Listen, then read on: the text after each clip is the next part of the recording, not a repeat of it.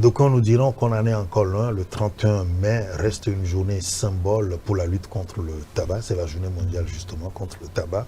Et pendant que l'industrie du tabac va essayer de tourner les moyens, les petits vendeurs aussi, pour contourner tous les dispositifs de lutte contre ce fléau, quand je dis fléau, on le verra tout à l'heure avec nos invités, le tabac qui continue de décimer des vies.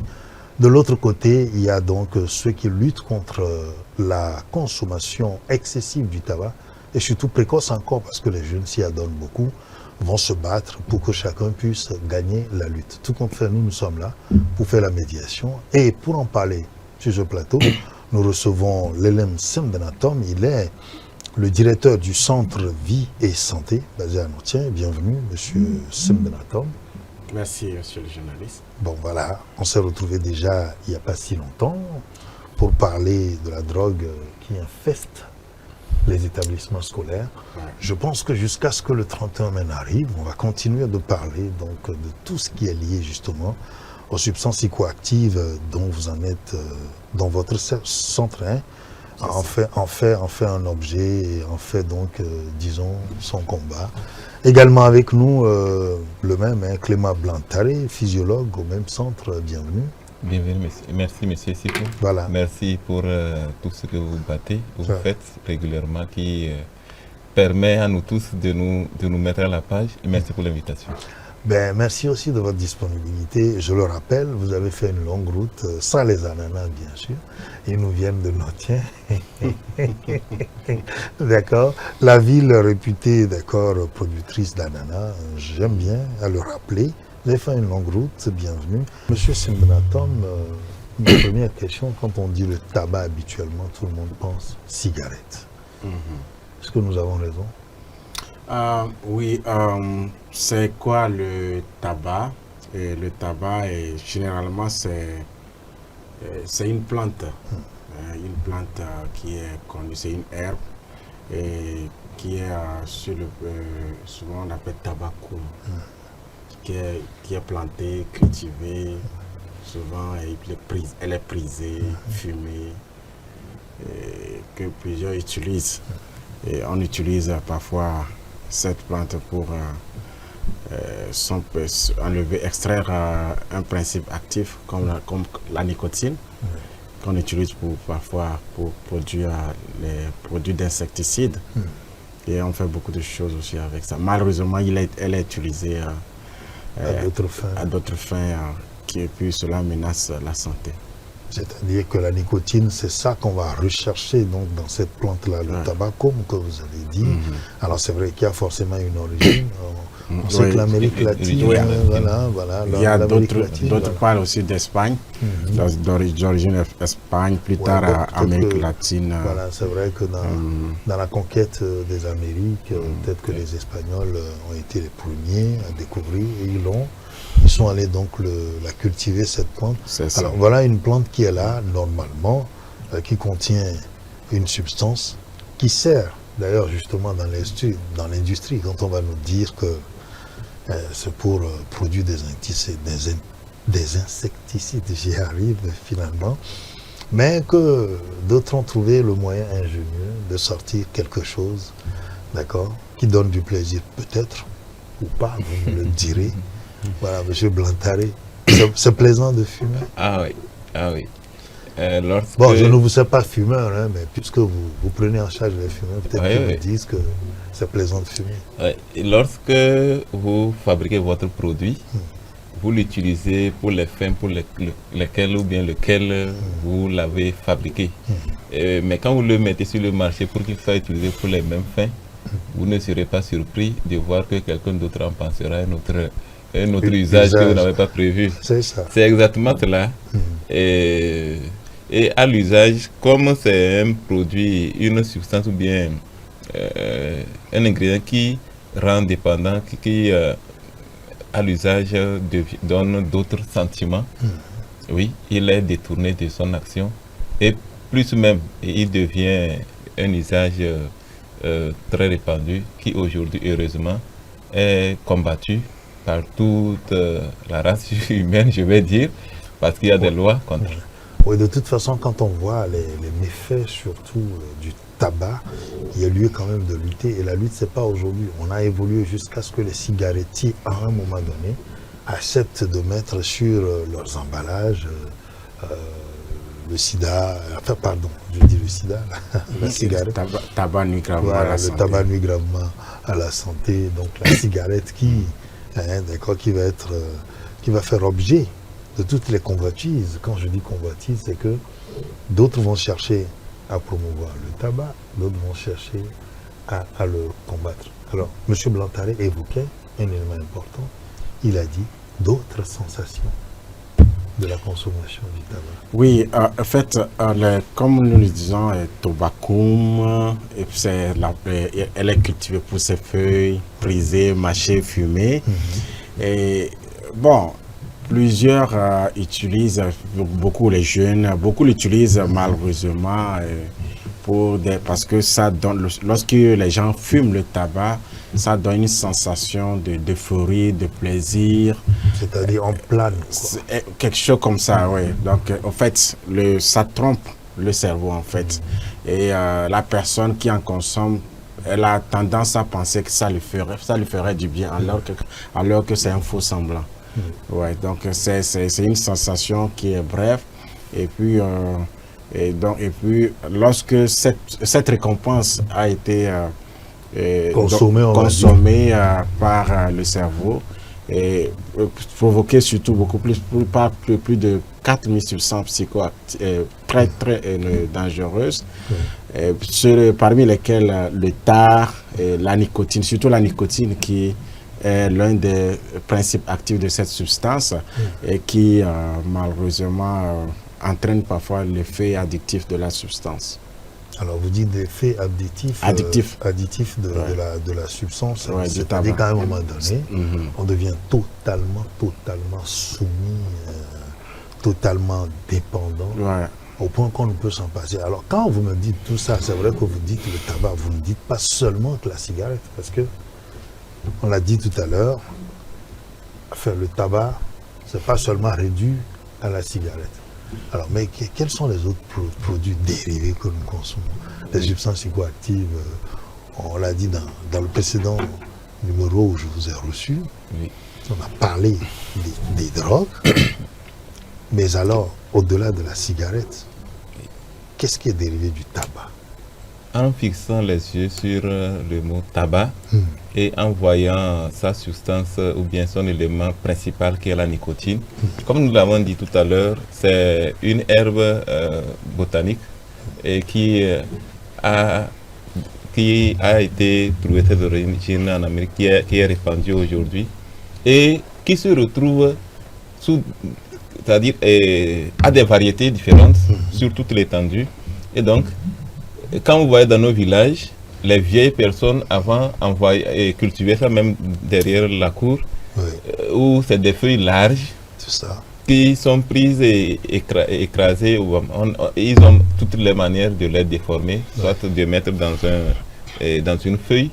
Et souvent, on prenait les vieilles feuilles de cahier pour enrôler et boire. D'autres écrasaient pour mettre comme une pipe.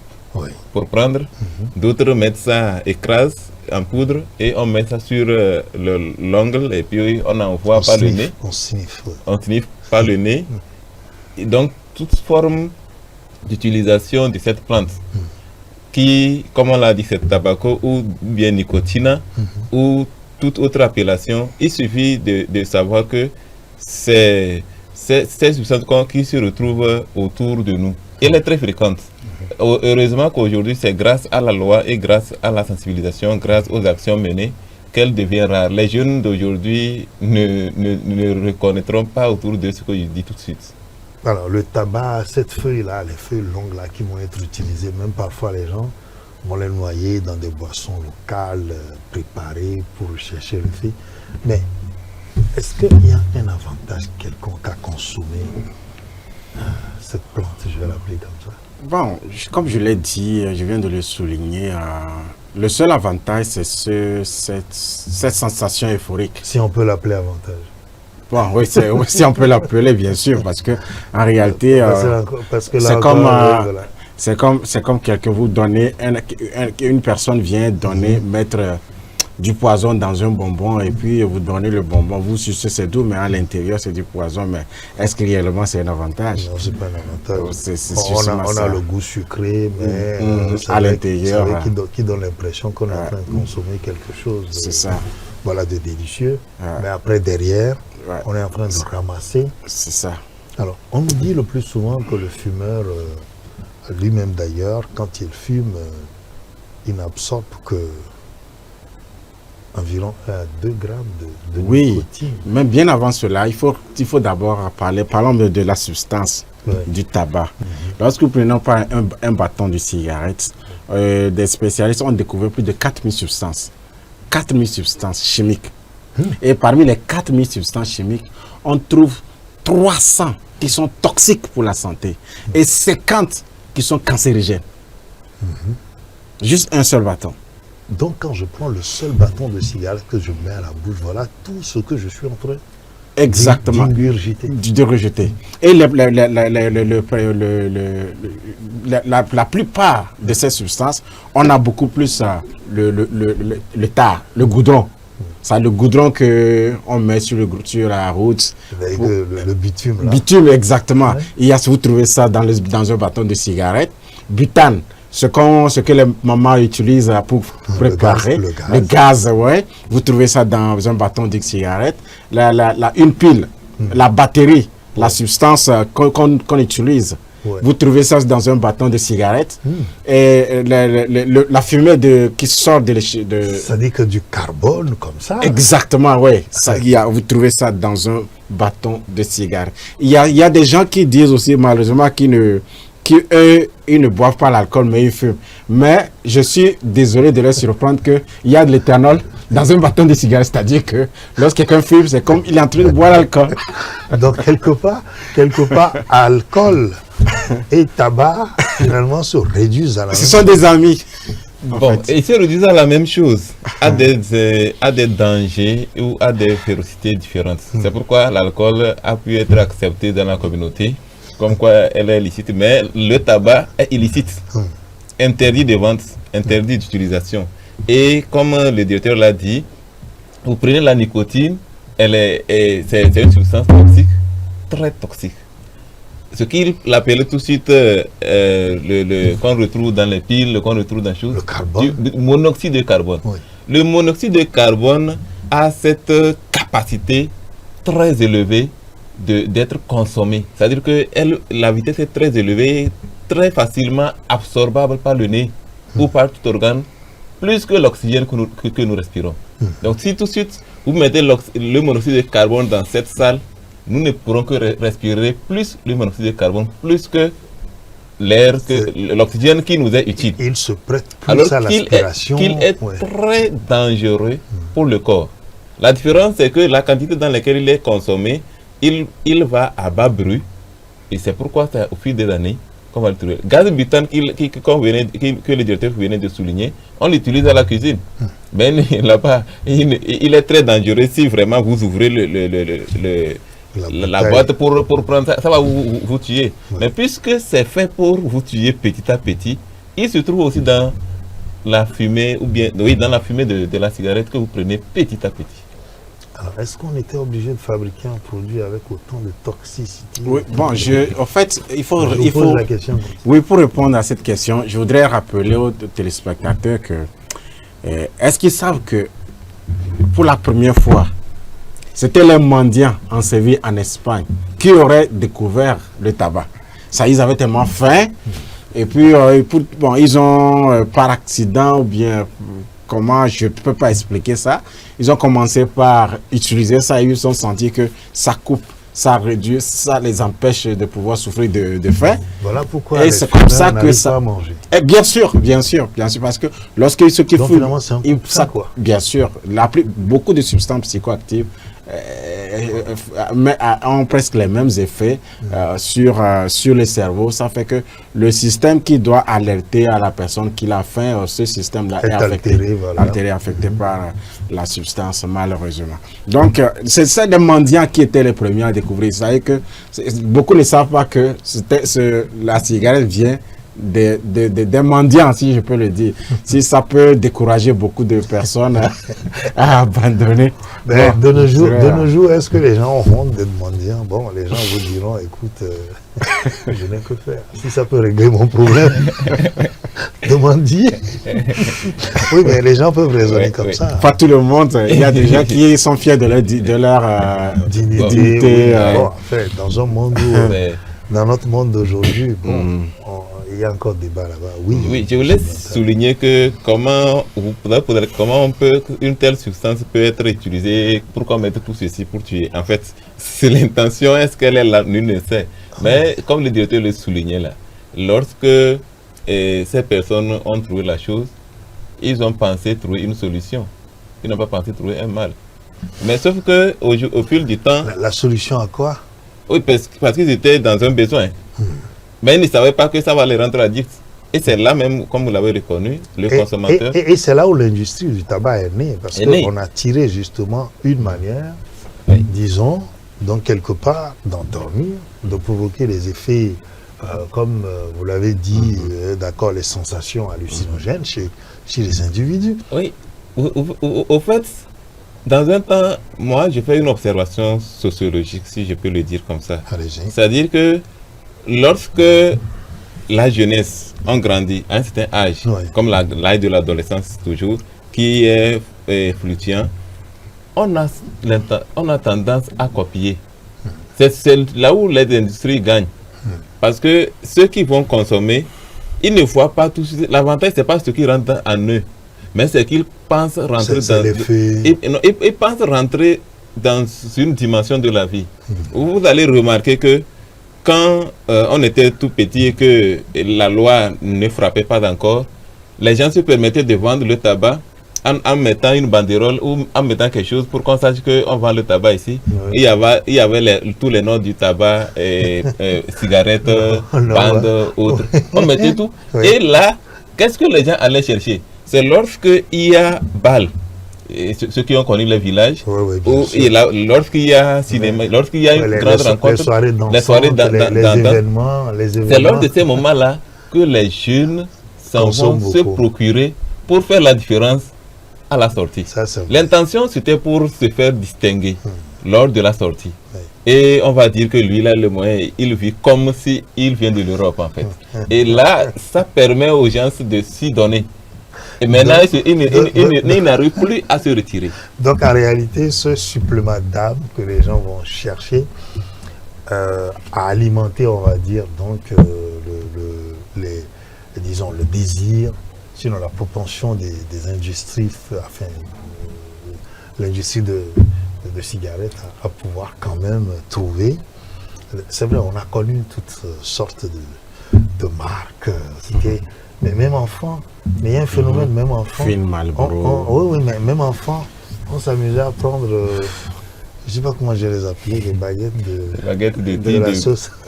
Oui, de maïs, de sorgho. Ça permet de bien fumer, quoi. C'est-à-dire que c'est ce qu'il est en train de décrire. L'effet sociologique où quand on fume, c'est soi, quoi. En fait. Oui, on a cette personnalité qu'on se donne. Oui,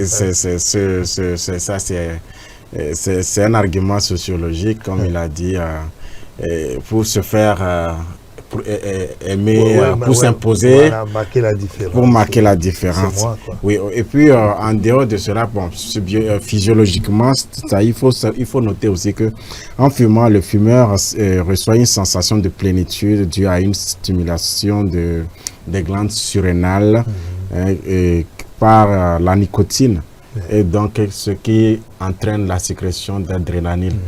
Et ça fait que le fumeur prend goût, prend plaisir et se trouve... c'est lui quoi. En ce moment, c'est voilà, lui. C'est ça. Il pense qu'il est au paradis, il est là même jusqu'à vous dire alors qu'en réalité... il est là même jusqu'à vous dire, est-ce que vous avez jamais porté le ciel? Moi, actuellement, je porte le ciel. Oh là là.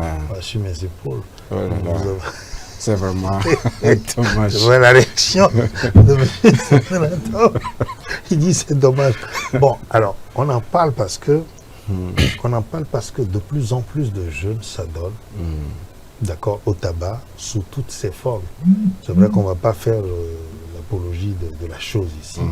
En la décrivant, en la présentant plus, on est en train de donner des idées aux gens. On va éviter ça.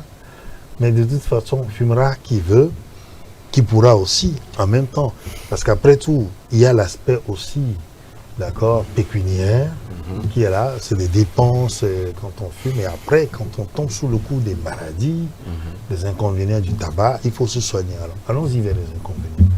Quand on fume, à quoi on s'expose concrètement? On a beau le dire, on a souvent le dire, on ne le dira jamais assez.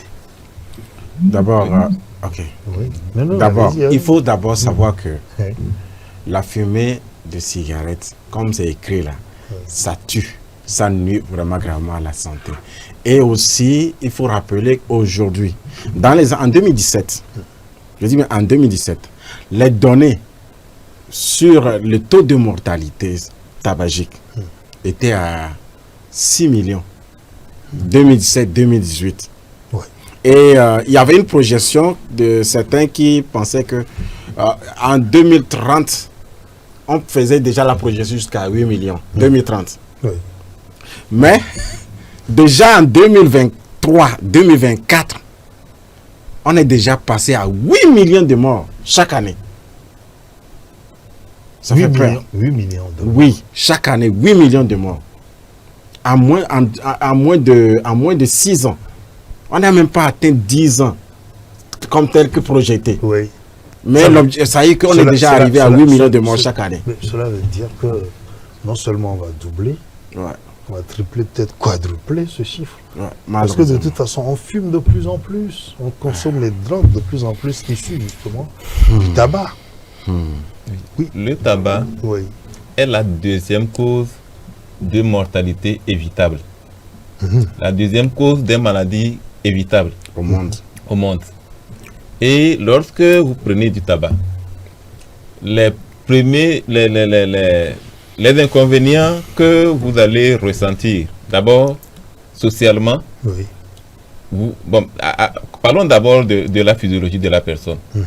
Tout à l'heure, on a dit que ceux qui en ont consommé premièrement, à un moment donné, ont refusé de manger. Oui. Ils ne faisaient que consommer du tabac. Et donc, Et ils sont devenus dépendants. Voilà. Donc, aujourd'hui, quand les gens consomment du tabac, on peut le remarquer socialement.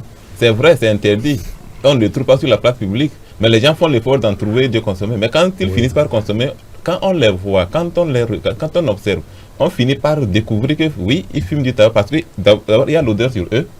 Et même s'ils font l'effort de le cacher, il arrive quand même que leur corps disparaisse. Oui.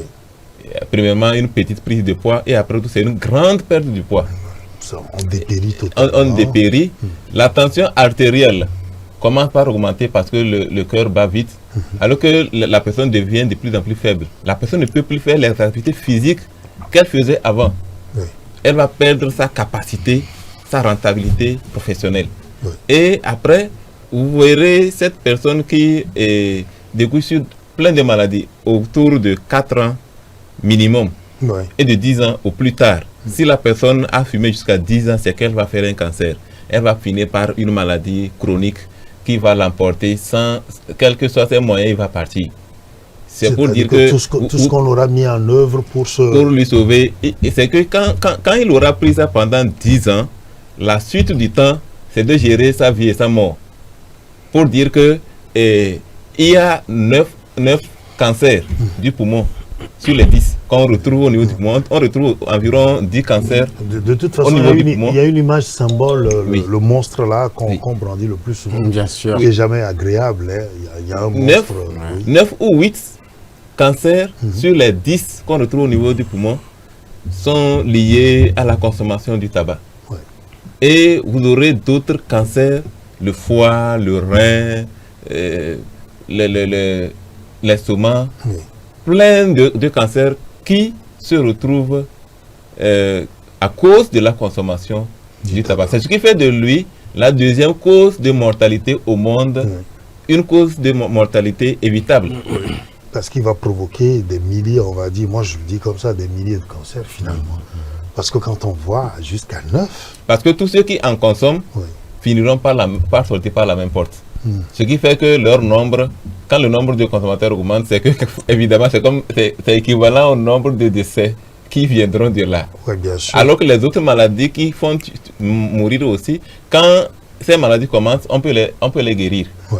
Et donc, le nombre de malades reçus n'est pas égal ou n'est même pas proche à ceux qui vont mourir. Si on reçoit 20 malades du paludisme ou de n'importe quelle maladie, pratiquement, c'est une seule personne qui va en partir parce qu'on va guérir tout le monde. Oui. Mais du tabac, quand ça commence, c'est que ça a commencé, quoi.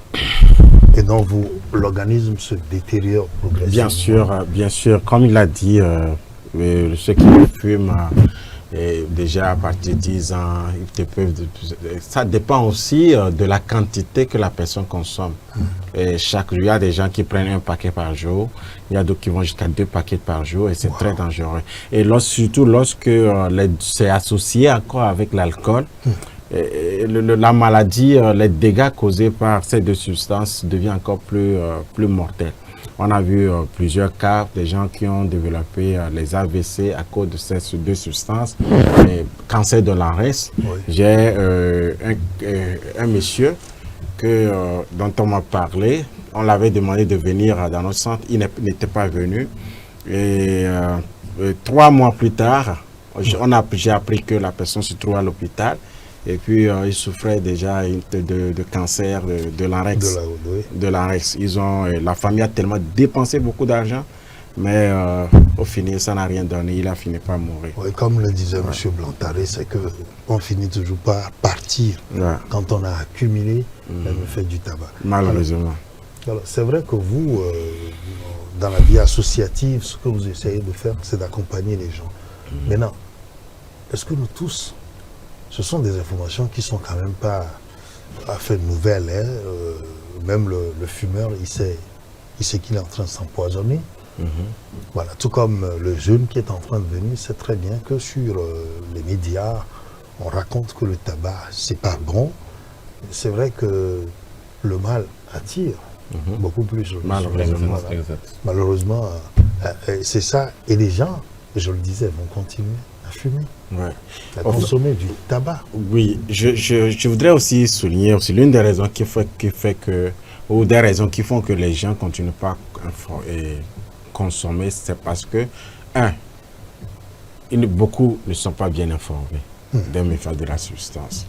2, lorsqu'il arrive qu'ils soient addicts, pour arrêter, ça devient très difficile. Et 3, s'ils n'ont pas l'opportunité de trouver des spécialistes qui peuvent les aider à arrêter définitivement, ça devient très difficile qu'ils puissent pouvoir arrêter de fumer. Et 4 aussi, l'accompagner, le milieu, l'environnement dans lequel ils se trouvent. Si par exemple, ils sont avec, on dit souvent, dis-moi, la personne avec qui tu marches, je te dirai qui tu es. Donc si par exemple, la personne se trouve à des amis, la plupart sont dans son environnement, toutes les personnes avec qui elle fréquente fument, il sera très difficile pour elle, même si elle veut arrêter, elle ne peut pas, à cause de l'environnement propice dans lequel la personne évolue. Donc ça devient très difficile. Monsieur Blantaré, ça veut dire qu'il ne faut jamais commencer donc? Oui, il ne faut jamais commencer. Et d'abord, il faut être bien informé. Bien informé parce qu'aujourd'hui, comme le directeur l'a dit, c'est pourquoi vous allez remarquer depuis 2024 et cette année, les thèmes portent beaucoup plus vers les industries producteurs. Parce que celui qui produit est rentré dans un, je dirais même pas capitalisme, mais c'est mauvais. C'est-à-dire que les gens trouvent des astuces essentiellement pour pouvoir masquer, pour faire en sorte que la substance ne soit pas reconnue, puisqu'ils savent que c'est interdit, puisqu'il n'y a pas de possibilité pour lui de le vendre librement. Donc, il faut en sorte que les gens se rendent dépendants de leurs produits. Il suffit de le mettre dans un produit que quelqu'un prend une fois, 2 fois, il viendra toujours manger chez vous. Vous l'avez donc rendu addict à votre consommation. Et donc, c'est pour ça qu'il faut que les gens soient informés de tout ce qui est astuce ou déformation autour de cette substance et pouvoir l'éviter. Oui, d'ailleurs, le thème que l'OMS retient pour, disons, le 31 mai qui va arriver, et je le dis, nous allons encore nous retrouver pour voir un peu qu'est-ce qui a changé depuis que nous avons parlé jusque-là. Produit du tabac est à base de nicotine, c'est ça le terme, hein. Démasquons les tactiques, on dit bien les tactiques de séduction d'accord, de l'industrie du tabac. Oui. Et bon, nous revenons sur ces substances-là. Et je remercie Dieu par rapport à cette présentation, cette thématique proposée par l'Organisation mondiale de la santé. Et généralement, au fait, aujourd'hui, les entreprises, les cigarettiers, ils essaient de pouvoir trouver des solutions pour pouvoir contourner les systèmes qui ont été mis en place pour pouvoir informer le public. Et bon, en fait, il y a par exemple la cigarette électronique qui a été inventée à un moment donné. Et les gens disent que non, on peut remplacer ça. J'ai vu plusieurs émissions là-dessus en France où plusieurs disent qu'ils ont arrêté de fumer parce que c'est mauvais pour leur santé et ils ont commencé par fumer la cigarette électronique qui est souvent, parfois, certains ont été conçus avec la nicotine. C'est-à-dire qu'on demeure toujours dans le cercle vicieux. Le problème n'est pas, en voulant résoudre le problème, on crée encore d'autres problèmes encore plus dangereux pour notre santé. Donc, ces produits comme la cigarette électronique, ce n'est pas du tout la solution. La solution, comme le physiologue l'a souligné, il ne faut même pas commencer. Et si vous avez commencé, arrêtez et cherchez de vraies informations pour vous aider à arrêter au cas où vous cachez. Il y a certains qui se cachent, malheureusement, pour pouvoir en finir. Alors, je me permets d'ailleurs de rendre hommage à un grand médecin, au Togo, qui a passé son temps à lutter contre le tabac, c'est le professeur Ouseni Tidjani, qui n'est plus de ce monde. Hommage vraiment à cet homme parce que j'ai eu l'occasion de le côtoyer, de travailler avec lui, et depuis déjà, il y a 10 ans, quand je l'ai connu, il était encore de plein feu dedans, et ce qu'il avait l'habitude de dire, c'est de dire que voilà, chacun va faire son business, chacun fait son combat. Voilà. Moi, je me bats, d'accord, à tissuader les gens, mais pendant ce temps, l'industrie aussi va trouver sa politique, ses moyens de contourner. Et aujourd'hui, effectivement, les tactiques de séduction vont toujours se multiplier, quel que soit ce qu'on fait. D'ailleurs, quand vous allez d'ailleurs à l'unité de prise en charge des sujets souffrant de tuberculose, la plupart d'ailleurs sont arrivés à cette situation parce qu'ils ont consommé pendant longtemps ces substances-là. Donc il faut être vraiment devant les conséquences, les méfaits du tabac pour se rendre compte du mal qu'on se fait. Mais au début, on ne le sent forcément pas. Et c'est pour ça que je dis, il ne faut jamais commencer. Vous dites qu'il faut que les gens soient informés. Mais les gens, c'est vrai, on reçoit l'information. Il y a d'autres raisons aussi, nous l'avons évoqué aussi, qui poussent les gens donc à s'adonner au tabac. Tout compte fait, c'est qu'il faut savoir que quand on consomme le tabac, on se fait du tort, on se tue. C'est ce que nous allons dire.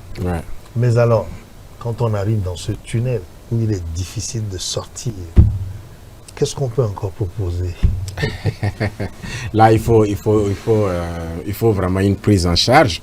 Donc, comme je l'ai dit, il faut toujours sensibiliser. Et ça, j'insiste là-dessus, sur cette question. Toujours mettre l'emphase sur la sensibilisation. Parce que lorsqu'une personne a toutes les informations sur la substance, elle va éviter. Mais si elle a des informations qui soient contradictoires, ce serait un peu... À ce qui est réel. Par rapport au réel, ça devient... Je vous donne un exemple. On nous avait...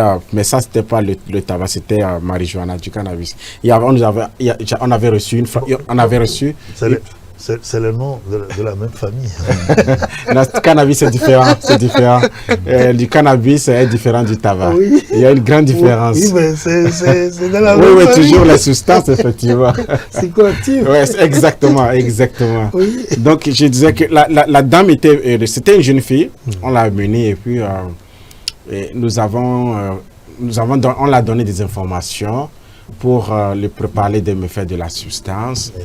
Et on l'a préparé psychologiquement avant de procéder à la phase de cessation où on devait faire les thérapies qui puissent le conduire à l'arrêt. Habituellement, lorsqu'on prépare la personne et avant de commencer la thérapie, la personne, généralement, ceux qui ont la volonté, ils arrêtent. Alors là, vous parlez encore de volonté, parce que ça ne suffit pas. Bien sûr, justement. Il faut ça pour que la personne adhère exactement. au processus dans lequel... exactement. Il faut présenter réellement, il faut faire connaître réellement les méfaits de la substance à la personne, et pour que la personne puisse prendre conscience et prendre la décision. Et les chances encore de récupérer une partie de sa santé. Bien sûr, voilà. bien sûr. Bon, ce qu'on fait pour les autres, il y a beaucoup, souvent, ils ont reçu les détox, les mauvaises informations sur les substances. On leur dit que si tu prends du joint, c'est bon pour ta santé, tu fumes, ça va te faire du bien, ça va faire... Donc ça fait qu'ils ont des informations erronées auxquelles ils sont attachés. Parfois, lorsque tu leur présentes la vraie information, ils doutent et ils ne sont pas vraiment décisif, et ça crée vraiment des problèmes. Et donc la jeune dame là, oui, dans des quatre, bon, pour revenir à la jeune dame. À la jeune dame, voilà. Donc je disais que la jeune dame, malheureusement, qu'est-ce qui s'est passé? Lorsqu'on fait, elle me dit, mes parents fument.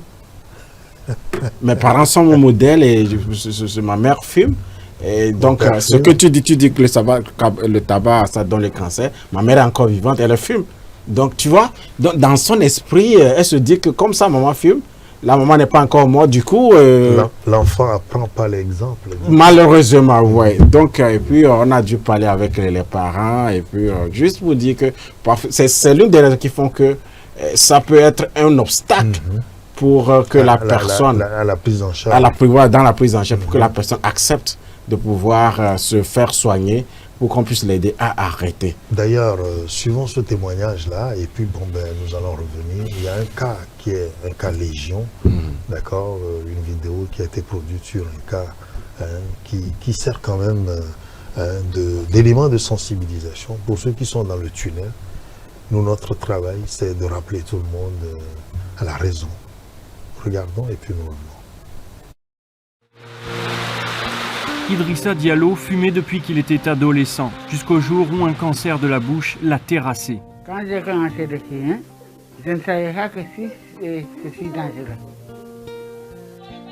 La douleur générée par la maladie l'empêche également de travailler.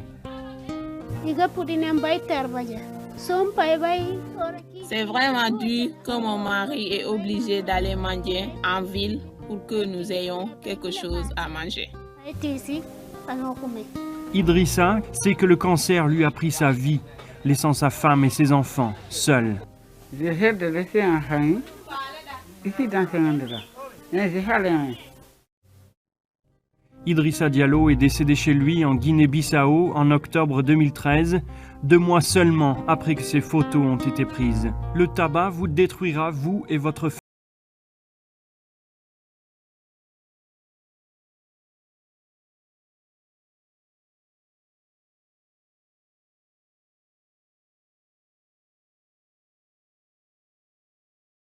Voilà, le tabac vous détruira.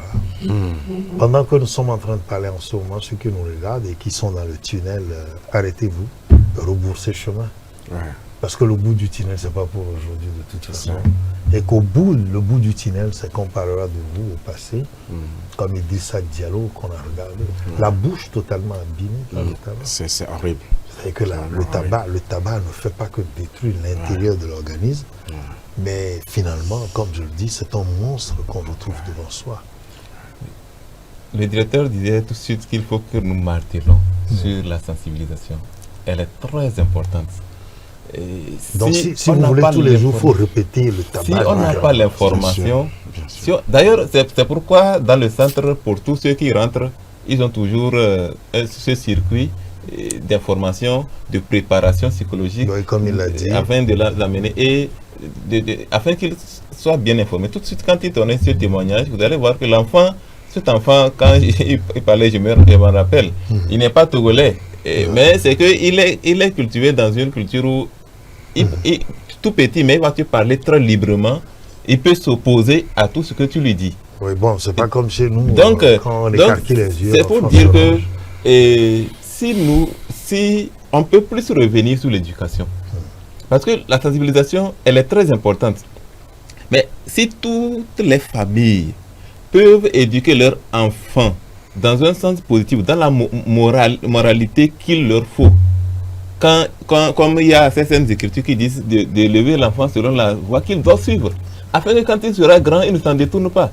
si c'est les familles qui jouent ce rôle-là et donnent à ce monde des leaders de demain bien formés, bien enseignés, bien éduqués, alors on pourra mettre à part, ou bien on pourra se priver de beaucoup de choses. Puisque ce n'est pas le tabac seulement, c'est beaucoup de substances psychoactives, comme nous l'avons déjà débattu ici. Oui. Et donc, il faut que ce soit tout qui soit mis en branle dans l'éducation et ça puisse marcher. Maintenant, quand l'éducation sera ratée, nous ne manquerons pas de toujours sensibiliser, de toujours donner l'information. Parce que, comme on disait, c'est bien écrit, le tabac nuit gravement à la santé. C'est déjà une sensibilisation. La loi est là. Elle permet aux gens à ce que ce soit caché.